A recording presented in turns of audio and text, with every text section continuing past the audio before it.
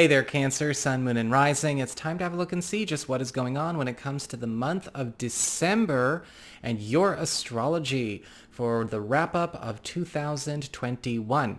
Now, before we get started, I do want to remind everybody that I have already created 2 videos going into depth, one about Jupiter in Pisces for 2022 and one for Venus retrograde itself.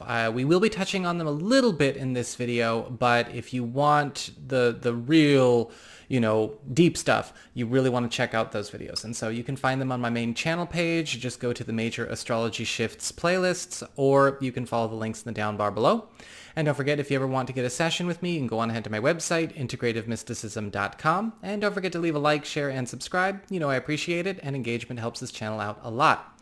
So, since we already mentioned Venus, let's just start with Venus. What is Venus doing all month? Venus is in Capricorn all month long. Your 7th house of closest one-on-one relationships.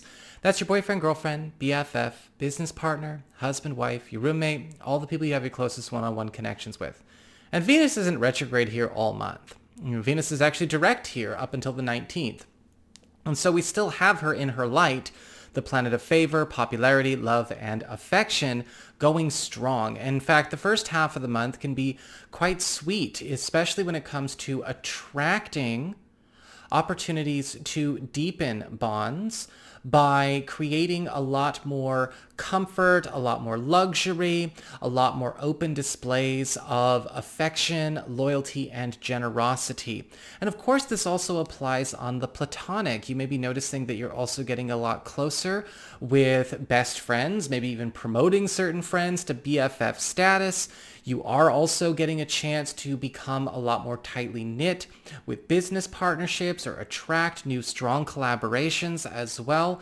And when it comes to love and romance, when it comes to the actual commitment itself, the bond that is keeping our relationship fresh, keeping things a lot more stimulating, Venus is bringing in a lot more social activity and a lot more private activity to maintain that level of desire and to also bring a beautiful harmony, a beautiful balance that allows for a new level of commitment or a new level of intimacy to get birthed.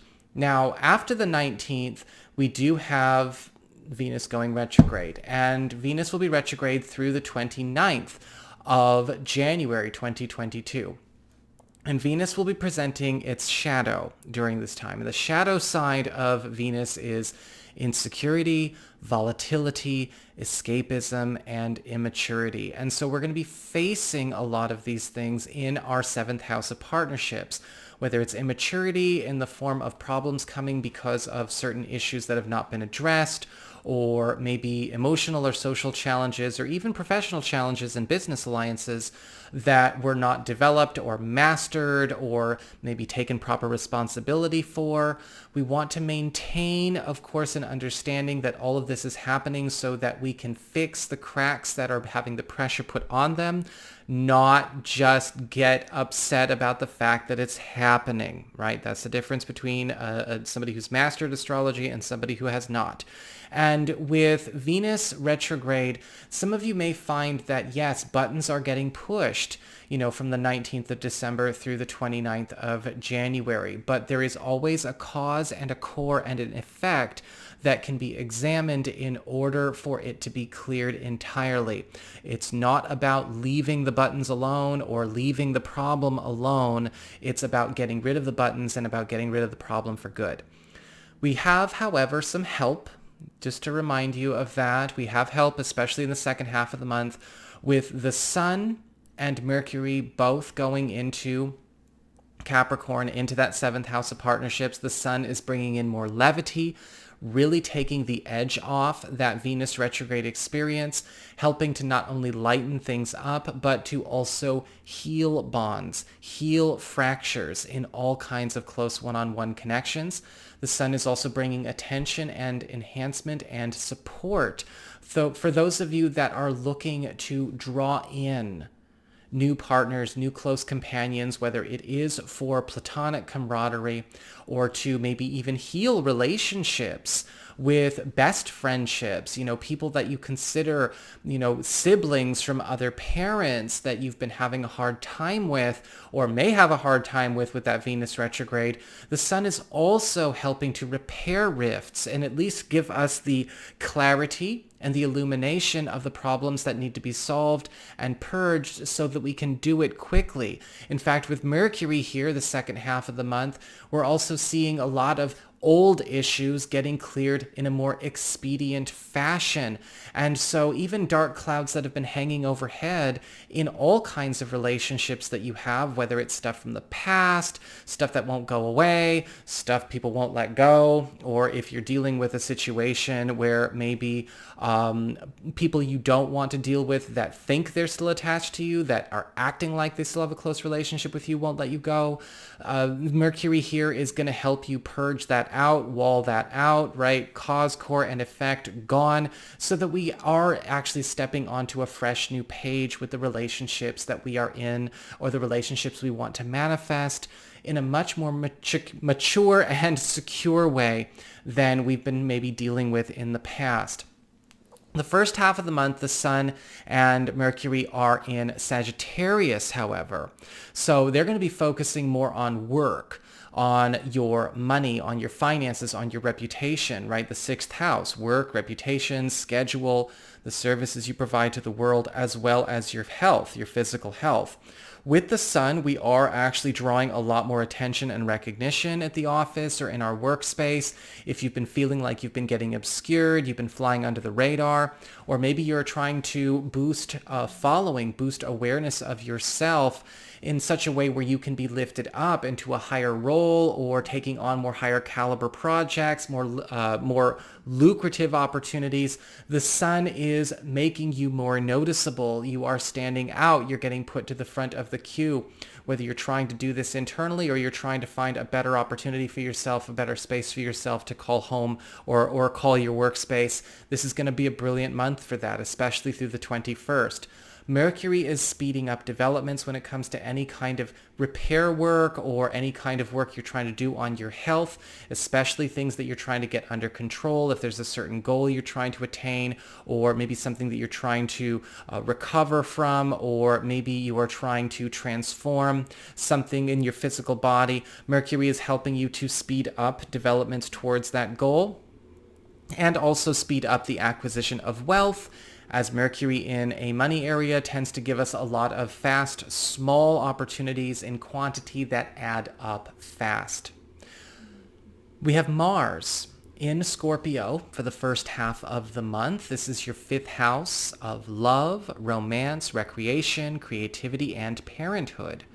And from the 1st through the 13th, Mars is going to be really going hard on opening everybody up to transcend their inhibitions, their blocks, whether their blocks are blocks in communication, whether it's with you and with partners or you and your kids, as well as transcending and clearing obstacles towards a personal goal when it comes to maybe a creative block or getting over writer's block or some kind of inspirational lull that you may have been in.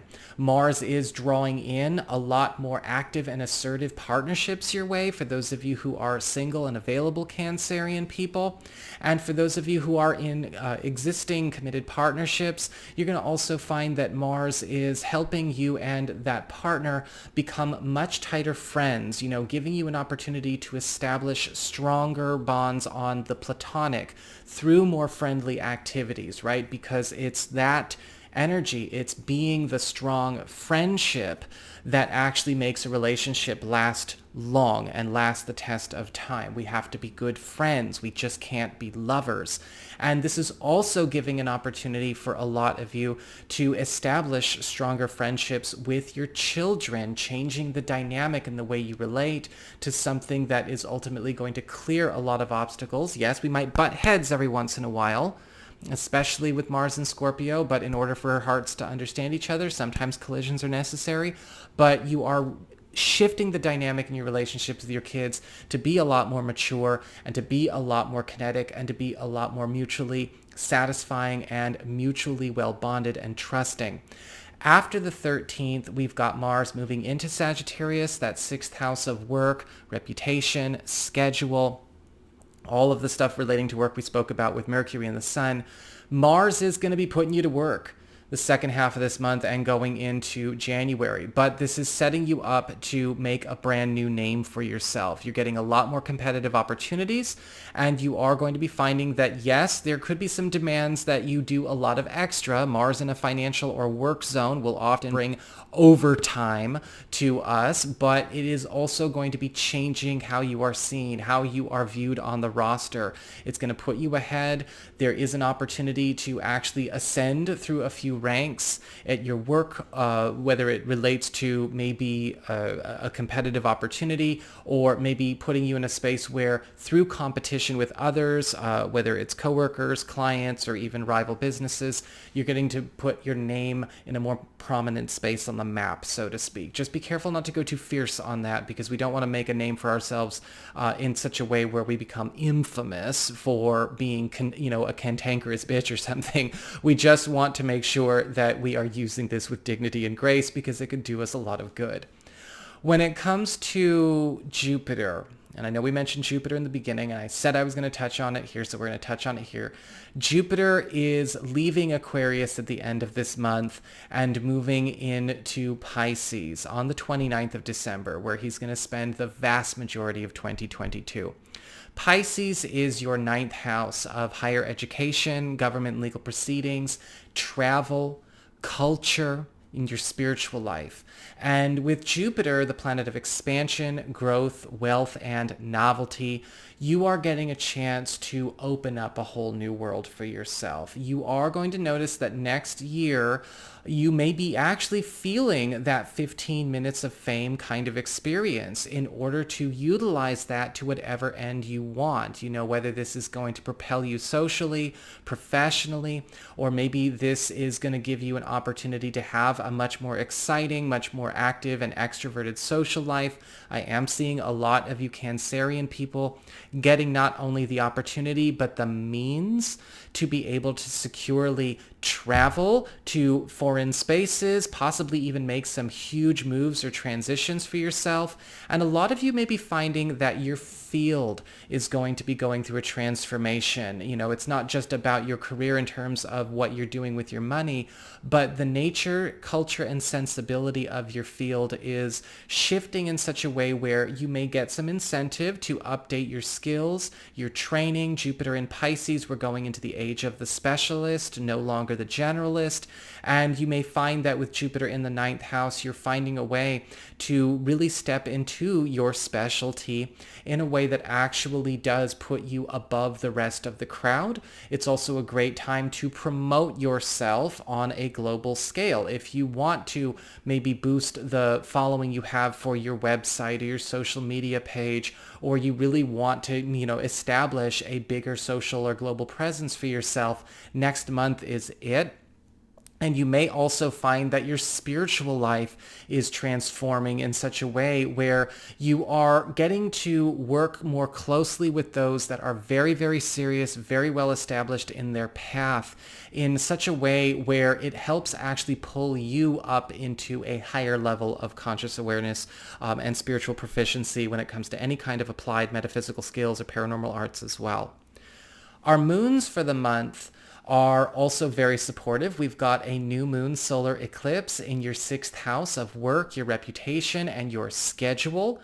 And this is going to be opening up a big window for new job opportunities across the boards for you Cancerian people. This window runs from December 4th through March 2022. A new moon solar eclipse is a completely brand new beginning. You may be walking into a completely new corner of your field, of your market, or of your profession that is leaps and bounds above what you thought common fare was. In fact, this could actually be the opportunity for you to shift in terms of a title, in terms of prestige, and in terms of expectation. Your role is going through a major transformation. This is also a great time for those of you who are just looking for new jobs in general, because between the 4th and the beginning of March 2022, a lot of you are going to be spoiled for choice with a lot of great options that that are all highly comparable. So it's all about getting a new foot in a completely new economic status for you. We also have a full moon in Gemini on the 18th. This is going to be in your 12th house of your past, your privacy, your hidden zone. I call this the once a year breakdown, breakthrough full moon, because when we have a full moon in our 12th house, the 2 weeks following, so basically from December 18th through the end of the year, it can be a bit emotionally intense. Now, I do not recommend just sort of venting about it. It's about purging things from your past, especially when it comes to closing up old unfinished business or things that have not been resolved or you don't feel have been sufficiently resolved in such a way that they are no longer a part of your reality, no longer part of your story. A full moon lunar eclipse can bring up a lot of things that need to be resolved, yes, especially as it goes back to old stories, whether it's relating to family, childhood, old relationships, but it is in the interest of bringing them to a purge. What have we refused to let be done, or what has not been let be done? That's the most important thing we can think about here. What has nobody gotten over? Whether it's we've had trouble getting over it and maybe we're trying too hard to get closure, or other people are keeping going when they need to just let it go and let it be purged and let it be gone. The end of vicious cycles, the end of repeat cycles, big focus on what's happening for you at the end of this year. So that is what I've got for you Cancerian people. I hope you enjoyed it. If you did, don't forget to like, share, and subscribe. Y'all know I appreciate it. And should you ever want to get a session with me, go on ahead to my website. It's integrativemysticism.com.